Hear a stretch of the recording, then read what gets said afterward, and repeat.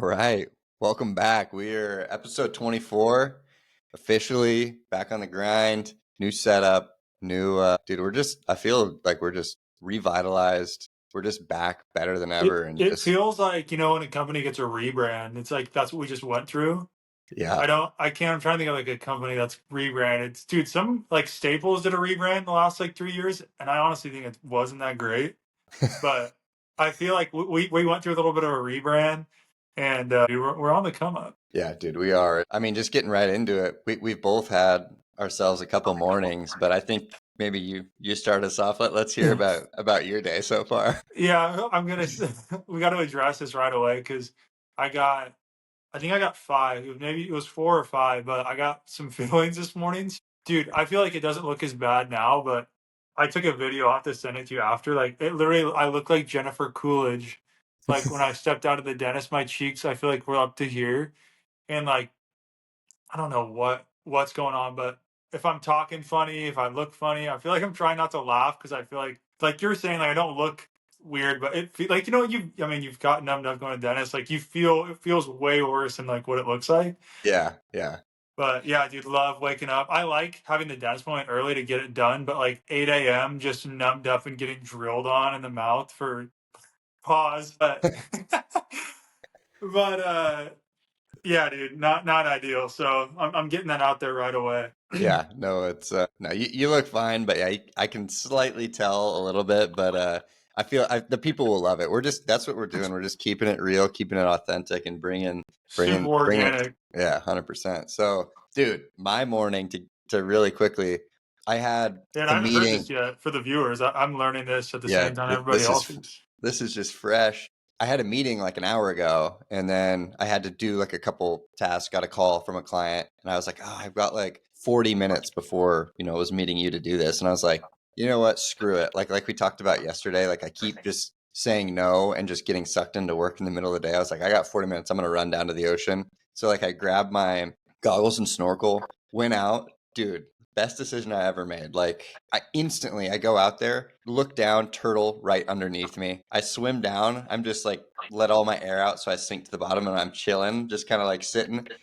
And then right around the corner, there I see another like kind of like a big mama, and then another little baby turtle kind of following Yeah. her. And she kind of just comes up and chills next to me and kind of watches like her baby come and kind of like check me out and kind of like she just was kind of like sitting there just like chilling because turtles like their faces are just kind of like Yeah. and she was Yeah, just they're watching posted. she was like just watching the baby kind of see me and like realize like what I am and kind of start to check me out. So I'm just instantly with like 5 minutes being out there, got three turtles chilling.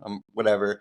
We were just kind of hanging out, start swimming around. I should have brought my three-prong little spear gun because there was a ton of good eating fish swimming around there Oh, too. seriously? Yeah, like a ton. Like this is the most at this beach. I don't go out this early a lot, so I think I need to start doing that. But start looking at all these fish, and all of a sudden I see this like shadow behind me, and I like turn around really quick because it kind of like no matter what you see something like a big shadow behind you, kind of freaks you out a little bit. Turn around, just another huge turtle, like just a big daddy, and he comes by and Big Daddy. he's kind of swimming like just literally like 2 feet behind me, and he kind of like comes right up next to me and he just like looks out the side, just kind of gives me a look, and then there was like a trail of like three of them, and I was just like, You dude, I've got a been out whole here. show, dude. I know. I was like, I've been out here for like 10 minutes. I've seen like 1,000 fish. And then by the time I was done, I saw like eight or nine turtles. And like at one point, I was just like chilling.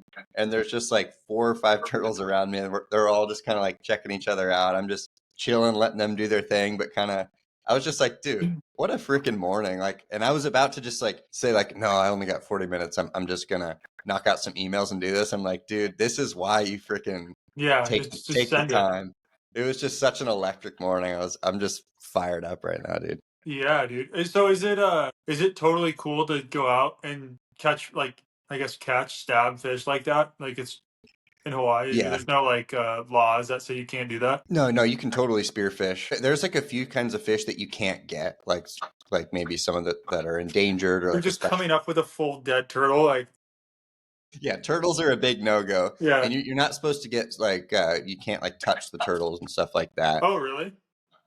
Yeah, no, you can't. So, and you're not supposed to get super close to them, but I mean, like you don't want to just be like that asshole tourist that's Yeah, like right up in their face and stuff. But like today, yeah, like I was chilling out there and they were coming up like close to me and stuff like that. So it's but yeah, no, you can totally spearfish. And I'm a very, very novice like spear fisherman. I like the old school 3-prong, which is like literally just the spear and the bungee is kind of the way I like to do it. But my buddy Keena has like a nice spear gun as well. He'll use the 3-prong sometimes, but he's got like a nicer gun. And so it's funny. I feel like because growing up, all I did, I just had like the pebble, the rock that we would carve and then tie with string onto a stick, and that's what we used.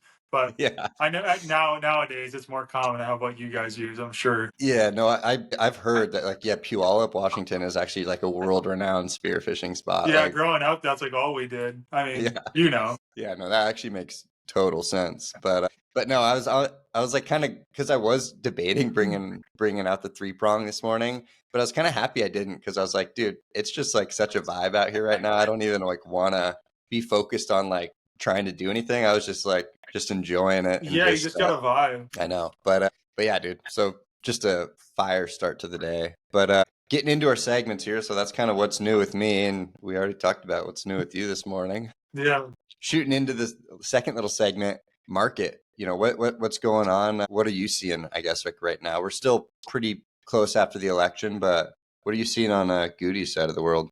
Yeah, well, I mean, numbers wise, just looking at data that's come out over the last couple of weeks, and then along with reports tied in with that, mortgage applications are down. I don't think that's a surprise. Just like we talked about in the last episode, I'm going to try to keep this short and sweet because I feel like I'm already uh, my face is already just feeling weird talking. But we talked about how it slows down, especially with Thanksgiving and Christmas. So it's like naturally mortgage applications are going to be down.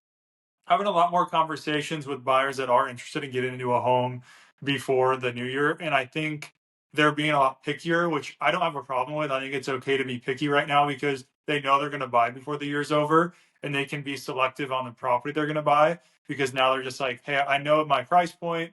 Now I'm going to be pickier on like if the home's been on the market for longer because I can maybe get more concessions on that home opposed to one that's been on market for 10 days. And then really tailoring in their payment. So figuring out comparing taxes on properties, HOAs. If one has an HOA and one doesn't, then they're like, hey, maybe we'll go with one that doesn't have an HOA. For a lower monthly payment, I work with buyers that prefer to have an HOA because that's going to, maybe alleviate some stress or pressure of neighbors not taking care of their property. For those of you that don't know, HOA is just homeowners association. So dues you pay to the neighborhood to make sure everyone's keeping up on the property. So that's really all I'm seeing. Nothing really new, but I do think with the buyers that are out still looking right now, they're going to get a good deal and they're going to get a good payment too because of the concessions they can get. So you seeing something pretty similar? Yeah, really, really, really similar, and it's kind of like an industry joke too. I feel like it's Thanksgiving to really Thanksgiving to New Year's is kind of like Book your vacation. yeah, vacation time. Like no one really works because not a lot of people are trying to buy houses, but kind of doesn't seem like that this year to me.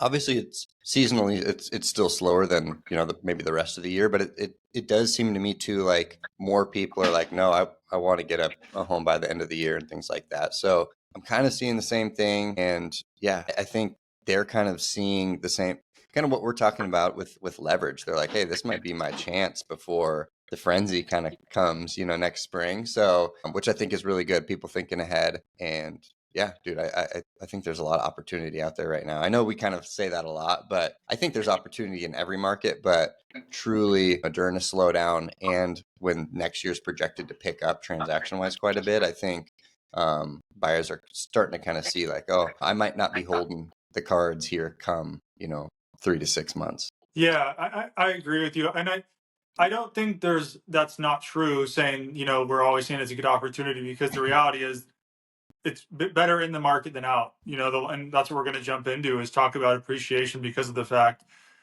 go back to beginning of what 2023 is. I mean, 2022 was a good year. They've all been good years, but relatively to how busy is the market and how many people are buying homes, the last 2 years has been a little slower. So when we look at people that maybe bought in the beginning of 2023, even this year, beginning of this year, summer of this year, come next year, if we look back at the stats on elections and what the numbers do after the year of election, I think nine out of the last 11 elections, the year after, home prices appreciated on average around 5 to 5.5%.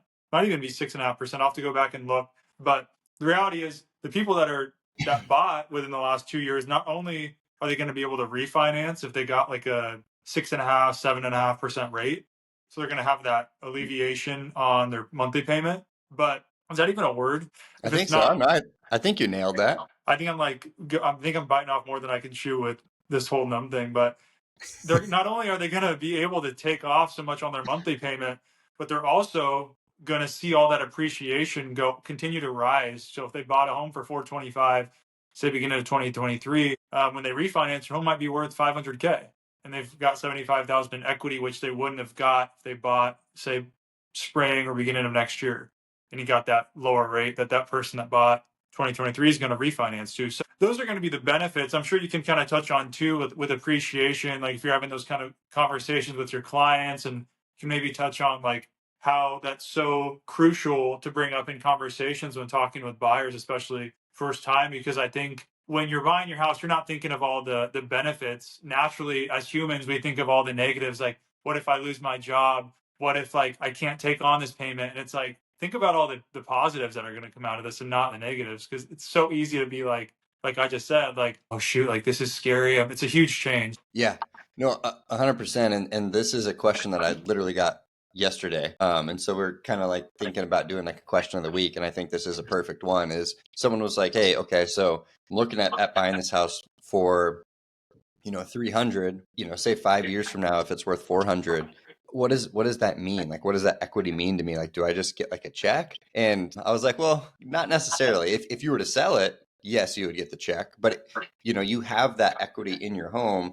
But unless you're refinancing and pulling some of that cash out, which you can totally do, or selling it, it's not like you just have that $100,000 in equity in your bank account. It's tied up in the home. So a few ways to kind of access that, which we talked about, are you've typically got to be under about 80%, like is typically the threshold you can pull out on cash. You can go up a little bit higher sometimes with like things Well, like HELOC. expand on that though for somebody that has no idea. Talk like with the 80% and taking cash out. Like give an example. That way, it's easy to comprehend. Yeah, I'm just going to use, let's just say a home price of $100,000 just to make the math really Yeah, easy. 80% of $100,000 is obviously 80 grand. But let's say you owe 50 grand on the house, and I don't know, maybe you've got some credit card debt and you're paying, credit card debt's usually what, 20+% interest yeah, on your credit cards, 20, which 25, 30%. yeah, it can be kind of hard to, get caught up on stuff like that. So sometimes people will be like, hey, I want to pay this off and consolidate my debt and save, a couple $100 a month. So, maybe they'll take that 30,000 because they owe 50, their home's worth 100. They can pull up to 80%. So 50 plus 30 is that 80,000. Use that to pay off credit card debt. Or maybe they want to add an addition to their house to make their home value grow even more. You can pull some cash out that way to, let's say, knock down a wall and, maybe build an extra bedroom or whatever it might be. I mean, for the most part, you can kind of do what you want with the money. So, I mean, that's a And big way. you can also take it out. To your point, you can take out the 30K or 5K and have it to invest. You can do whatever you want with it, and that's the example you gave is typically what happens a lot that are home improvement is Yeah. debt consolidation or home improvement. But Yep. And then someone also asked me today, this might be important to talk about too, like, well, so when I refinance, I have to take money out. And I was like, oh, absolutely not. If your goal, if you're working with a greedy loan officer, maybe. yeah. But I was like, no, absolutely not. Most people, I would say, when they refinance, aren't pulling cash out. They just want to get a better rate, Yeah. or maybe go from a 30-year loan and change it to a 15-year because they want to pay it off quicker, or whatever it might be too. So absolutely don't need to take cash out. A lot of the times it's just, hey, I want to pay this thing off as quick as I can, so I am paying as little interest as possible, which is a really good goal too. Me and Nick put people into debt for a living. We help people, get debt to buy a house. But that doesn't mean we want you to pay the interest, right? We want you to pay as little interest as possible. So we were talking about stuff too, and I won't go too deep into tangent, but paying an extra payment every year towards your principal cuts like 7 years off your loan and a ton of interest off, like just because it snowballs. So I mean, there's a lot of like little ways that you've got a good loan officer and they like care about you and aren't just trying to get a deal and move on, stay in touch and kind of help all these ways to kind of maximize what you're trying to do, whether that be maybe you do want to pull cash out and so you can invest in your second property and then rent that one out or whatever it might be, or you want to attack the debt as quick as you can. Like a good loan officer is going to ask you questions, listen to what your real goals are, and then help you get there. I know that was kind of a long-winded answer. I guess what are you hearing? Or I guess like what do those conversations look like with you and your Well, clients? I was just gonna say, like, especially if you have questions, like get with Kyle or get with me if you need to get set up with tools. There's so many things that we have access to. I know MBS Highway has a cost of waiting tool that's super good, and that is really going to be able to show you, especially if you're renting right now, like how much you are. I don't want to say throwing away because at the end of the day, everyone's situation is different, but how much you could be making or profiting, with appreciation investing into your own space or your own home opposed to renting. Or if you like, or you do want to buy, but you're on the fence, it might give you that nudge to be like, okay, I can't keep doing this. So get with us. We can set you up on tools. I have HomeBot, which keeps you up to date on market. And then once you do buy a house, it gives you feedback on how much your home's appreciated. So not only do I and Kyle, when we're working with our clients, give our clients insight on what the market's doing or what rates are doing, but we also have tools that are going to keep you up to date too, that are consistently giving you updates on what your home's doing. I think with that, like we'll stay on the topic of appreciation. I just want to say, because again, I don't think that comes up enough in the initial conversation when talking about like the benefits of buying. A lot of it's just like, I want to get my own space. I want to have my own yard. I want to be able to have something that's mine, but probably not touched on as much as, the benefit on the other side is 2, 3 years down the road of being able to see the benefit of your home value going up. And then that leads to another conversation, which we'll get into a different episode, is like, you don't need to buy your first home. Doesn't need to be a mansion, doesn't need to be perfect, because that's why you get in, be in it for a couple of years, and then use that money to catapult yourself into your dream home or later on down the road. So with that, like, and we touched on it a little bit, but I wanted to throw it back to you and be like, what, I guess, with the equity in your home, and I know you touched on it kind of briefly with cash out, like, how do you have those conversations with buyers, like on, hey, what is equity? How can I tap into it? And then what do most clients use it for? Like, what's the benefit for me as a homeowner? Yeah. And really quickly, I want to preface this with, because I had this conversation last night with a first-time home buyer. Then, they don't know a ton. So, a lot of first-time home buyers need a little bit more hand-holding, a little bit more education, which, makes 100% sense. Because if We're you haven't, condensing it into 10 minutes. say what? I said, yeah, a lot of people are going to need more than this 10 minutes that we're going over. Yeah, exactly. And I'm like, no, and they, a lot of the time will like apologize. Like, I'm so sorry. I'm like, no, if you haven't done this before, why would you know it? So I think it's really important to say it as well. Appreciation isn't guaranteed. That there's also down markets, just like in the stock market, housing market, whatever it is, there's down years as well. So this client was kind of asking me like, well, what if my home goes down? I'm like, well, yeah, that's really important to talk about worst case scenario as well, because maybe your home price goes down for a couple of years. And so you don't have all this appreciation and equity that we talked about. And so she was like, I'm kind of worried about that. And like you talked about MBS Highway, I was like, yeah, that's really good that we're thinking about this. Let's look at it. Let's look at your market. Put in her exact zip code and looked at the last 65 years of history on what that zip code has done every single year and what it's projected to do over the next 15 years. And I think out of all those years, there was maybe I could count on out of like 80 years right there. There's about maybe 3 or 4 or 5 that I was going to say, there's no way it was more than 5, I bet. showed down. And so but I think it was really important conversation, because I was like, look, there are years that are down, and you should expect that, because there's going to be years like that in the future as well. But when you zoom out the camera a little bit, this is why people buy homes. This is why I believe in home ownership. This is why I invest in real estate myself, because those good years heavily, heavily outweigh the bad. Yeah. But really quickly, when we're talking about appreciation, I wanted to bring that up as well, because I think it wouldn't be fair to just say, hey, you buy a home and you just get all this, Yeah. free money, essentially. But to really quickly answer your question, how to utilize it, you pull cash out. And my favorite thing is to pull cash out to buy your next property. Then you rent out your original one and you keep just snowballing that. Debt consolidation can be another really good one. And then maybe we get into HELOCs on another episode, because that's kind of a whole different ballgame. But those are good ones. And then really quickly, another client this just kind of popped in. He bought about 15 months ago, so a little over a year ago. We looked at his property online, and granted, this is like an average between Redfin and Zillow, so take it with a grain of salt. But he was up over $100,000 on his purchase in just over a year. Wow. My personal property I bought just about 2 years ago, and I'm up a little bit, pretty similar to him, a little bit more as well. And that's not even taking into account the renovations and the things that I did and to the duplex. So, I mean, from a personal standpoint and from my clients, it just feels so good when you're talking to people and you're like, holy cow, you just added 100 grand to your net worth, like Yeah. that, and you were a year ago when we were looking at stuff, you were in a completely different situation. It's a pretty cool thing to see. So Yeah, definitely. Just another perk of homeownership. And yeah, I think we'll touch on this and we'll hop into buy and sell. But I think it's important to just, and this is my own 2 cents. You don't have to agree with it. And I'm sure there's going to be people that don't agree. But I think, I think it's important to say that owning a home is not, it's not easy. It's not for everybody. And I think there's a stigma around like home ownership it's supposed to be comparable to renting, and it's not. And that's why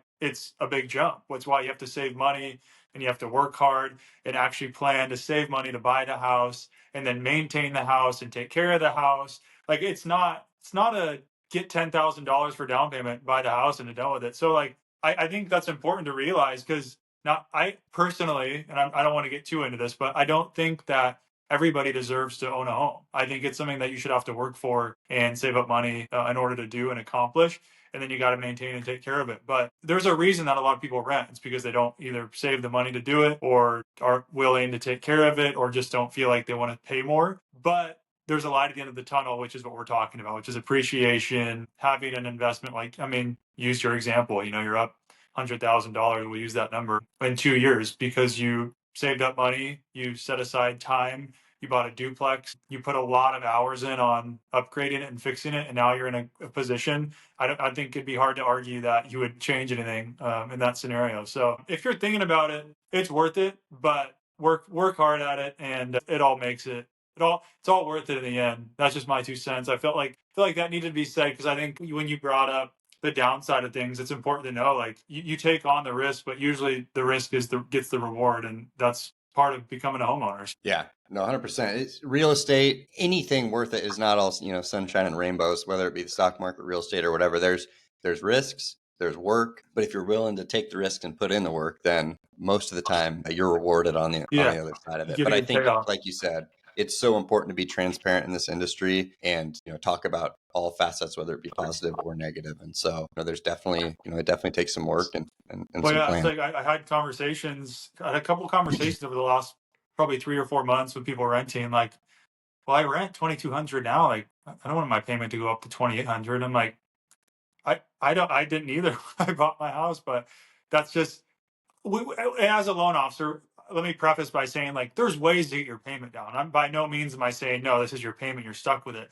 But Yeah, again, the reality is you gotta embrace the suck sometimes. Like, there's gonna be things that you don't want to do, but you gotta take it on and be like, you know what, I can do it. It's gonna suck for a little bit, but we'll figure it out. So enough of that. I know we harped on that probably longer than we needed to, but we'll get into cells. I'm gonna start with mine because it's just top of mind. It's easy, and you guys can see it on my face. It's the dentist. I was telling Kyle, I dude, I can't stand going to the dentist, and I pay the price every time because I wait too long to go, and then I end up having cavities and fillings, and it's a consistent cycle. So I was telling the dentist, I'm like, all right, now this is all done. Like, I'm coming in every like 4 to 6 months and getting cleanings because I can't do it anymore, dude. It sucks. Like, it's probably in my top 10, which isn't a hot take. Nobody likes going to the dentist, but like top 10 like least favorite things to do yeah. is sit in a chair for an hour and a half and have them. Also, quick fact, how have dentists, I was thinking about this when I was in the chair. How is there not a dentist that has, or a supplier that has come up with a tool that doesn't make the noise like that? Like, I swear to God, that makes it hurt 10 times more. Like, if it was just, they need to get if you can come up with a silencer for dental tools, we'd be millionaires, dude. Like, I'm not joking. That makes it hurt 10 times more is the noise that it makes when it hits your tooth. Like, if it didn't make any noise, I'd be fine. But like, you can't tell me having something like 2 centimeters away from your Yeah. face, just making that noise does not like make it hurt more. No, it puts you on edge for sure. No, dude, Yeah. and to call myself out, can't really relate because I have not been to the dentist in like 10 years. I know I'm just absolutely throwing myself under the bus and Just probably give it years. getting roasted right now, but dude, I don't know if I've been to the dentist since like high school. So I need to get my ass there too because I mean I don't the thing is I just never feel like any pain or anything. I brush, I floss, but I'm sure, you know, things could be probably That's what they all say, brother. I I thought I know, was in the but same boat. it's important to get like the fluoride and the like cleanings and stuff like that. So I need to get in there. So Yeah, you just inspired just me. your reminder. But yeah, make sure when you do schedule it, if you have feelings that we shoot a pod the day after, so Yeah, you can do you can your. get me back and we'll throw me on air. Okay, my cell, I'll keep this really quick. Bad customer service. I'm switching my phone plan now that me and Jazz are married. We're getting on a joint phone plan. It has been over 2 weeks of trying to get this done, of going into the Verizon store.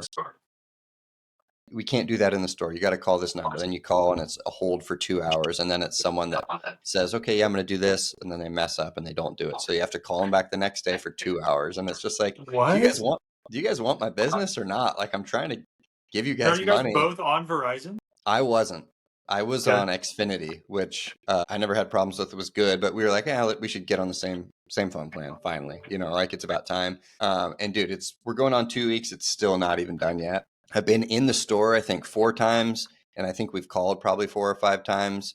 And then they say, yeah, it should just take a few days. Nothing happens. We have to call back. Dude, it's I don't been understand how that can be that difficult. if it doesn't happen the next couple days, I'm just saying, okay, well, we'll go to T-Mobile or somebody else because obviously you guys like if this is as hard as it is to get switched over, I don't want to do business with you in the first place. So Yeah. that just drives me crazy, man. Just I think customer service is not emphasized enough. It's all about price, price, price. But like I will gladly pay $10 more a month to have someone, you know, feel like I'm being taken care of. Like that is so much more important to me. Yeah, dude, I agree with you. I think that like over the last 5 years with how quick stuff has become, because I do agree with you, but I don't know. I'm trying to figure out how to phrase this. I feel like it used to be there was like this group of people right in the middle that were like someone on price, someone on customer service, and now I don't feel like there's no like middle class. It's just either I'm all price, like 100%. I'm gonna price. I want the lowest possible price, or it's all customer service. Like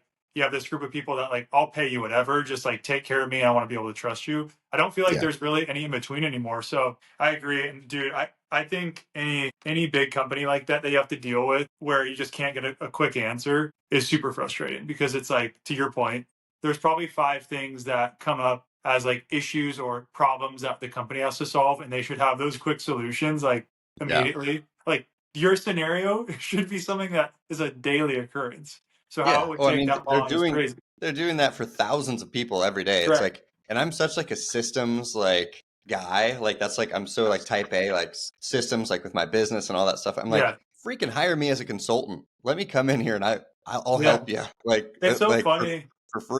Yeah, not to say like you and I are some huge. We run our own business because we do, but all I'm trying to say is like I think it's so easy because we are self-employed and we have to do everything structured on our own schedule. To you can tell when you talk to somebody, whether it's like a real estate agent or financial advisor or Verizon, like when Yeah. they don't have a system in place because it's so evident when you're talking to them. Like they're like they start stumbling, or it's like okay, these should be quick answers, quick solutions, and this should be like wrapped up relatively quick. So Yeah, and we need to move on, but throwing it on there too. They just when Jasmine switched, they didn't ask her what phone plan she wanted. They didn't give her account number or anything. They just said okay and hung up. And then we go into the store and they're like, "Okay, so what's your plan?" They're like, Jasmine's like, "They didn't tell me. What's your account number?" They didn't give me one. Like it's I dude, don't isn't know. that the best when they're like they say, all right, well, we're gonna take care of it, and then you have to be like I've talked to somebody on the phone before. I can't remember what it was for, and they're like, all right, sounds good. Yep, we'll send this to your email, and I go, yeah, you do you have my email? Yeah. Well, what's your email? Yeah, So you just didn't have it, but you were gonna send it to me though. they Anyways, just want to get you off the phone yeah, as quick as they so can. quick, dude. By this week, it's getting a little chillier, which is weird in Arizona. Like I think tomorrow it's going to be like high as 71, which here is like, Oh wow. yeah, it's pretty cold. Dude, my buy is crock pot meals, but more importantly, like soups in a crock pot when it's cold out for dinner. Just they just hit so different, dude. Brie made. I don't even. I wish I knew what it was called because I'd throw it out so people could go make it. But it was like diced up tomatoes, cream cheese, and then like tortellini with spinach and then Italian sausage. So Okay. good. I wish I knew the name. Somebody's probably listening and knows, but dude, any soup, like we're big chili household, so chili with like a nice little Some bread on the cornbread. side. Yeah, come Cornbread, on. bro. Come Oh on. Lord. So, dude, that's my buy, especially going into the winter. Since Arizona, we don't even get a fall anymore. It just goes from 115 to 70. Like we don't really get a nice fall, like an 80-degree couple weeks. Like the soups have been slapping, and shout out to my wife Bree because she's been chefing it up in the kitchen. Dude, yeah. Of course, shout out Brie as always. And dude, going on the same theme, mine is also a food. Golden kiwis, dude. I Okay, mean, I don't know that I've ever obviously, had one. dude, I hadn't either until I was at my Nana's house over the summer, and I found them at Costco here. Dude, they're just like a normal kiwi, except they're golden, and it's like a kiwi if it was like, which I love, just a normal kiwi, but like 50% better. Like they just crank it up a notch. I don't know what they're doing, or Is it less sour or what? it's less sour and more sweet. And then there's like not like fuzz on it. It's like they're kind of like smooth. Okay. Dude, I don't know what else to say other than Do you if you're have do not, you have one in the crib right now? dude, you know what's funny? This is a testament to my buy. I don't. I just got a Because you pack ate of them like all. 20, I have a pack of like 20 of Dang, I them a was few gonna say days you should ago. go And grab one to give the fans a little pick, but maybe next week you'll re up. yeah, that's why they're my buy, dude, because they lasted like that. Like they're, dude, Yeah, they're that's fair. so freaking good. All right, boy. Well, Cool. that's, I think we cap it there. Yeah, dude. Sorry, I got distracted, but yeah, thanks for tuning in. And again, we're gonna say it every week. Comment, like, subscribe, give us some feedback on what you guys want to hear, whether it's housing related, personal questions you guys have on housing. And if you're a client of mine or a client of Kyle's and you're not already, reach out. We'll get you set up on our tools and services that we use, so you guys can be up to date, up to speed on the housing market. If you haven't bought, or if you have bought, keep you up to date on the house you bought. So Yeah, with that, absolutely. thanks for tuning, and I think you should buy. Peace.